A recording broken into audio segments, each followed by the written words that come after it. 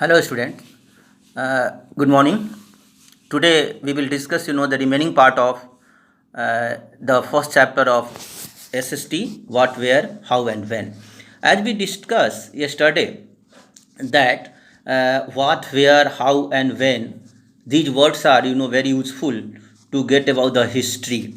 These words, once again I would like to say you that these words are used to get knowledge about the past.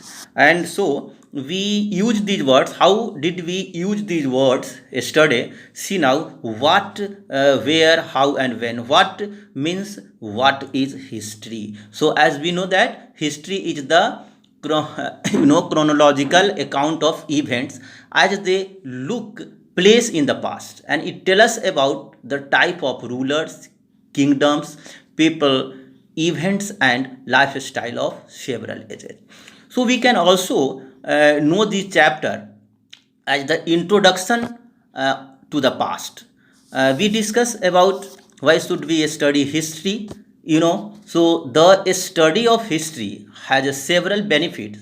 Like it tell us about past. It tell us about the mistakes people committed in the past, so that these are not repeated.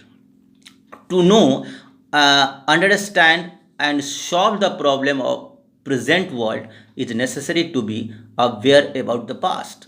It also gives us an understanding about our ancient culture and lifestyle. We where did the people live. We told you that the Suleiman and the Kirthar hills, northwest, uh, Garo Hills, area around the rivers, Indus, area around Ganga, etc. and etc. And we also told you how can we know about the past. And so during this course, we discussed two major sources knowing about the past are manuscript and inscriptions. So who studied sources of history. Uh, this is the question now. So there were two types of people who studied and delineated history. One group was called archaeologist, while the other group was called historians. So now we have to get the difference between the historians and the archaeologist.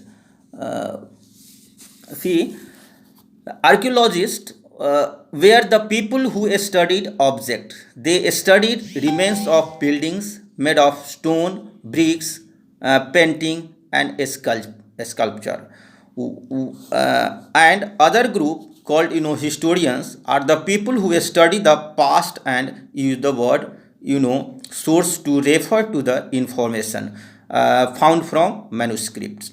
So you can be asked the differences between the archaeologist and the historian. So you have to prepare, and this is the end of the chapter. You all have to prepare the question what I am sending you. Okay, thank you very much.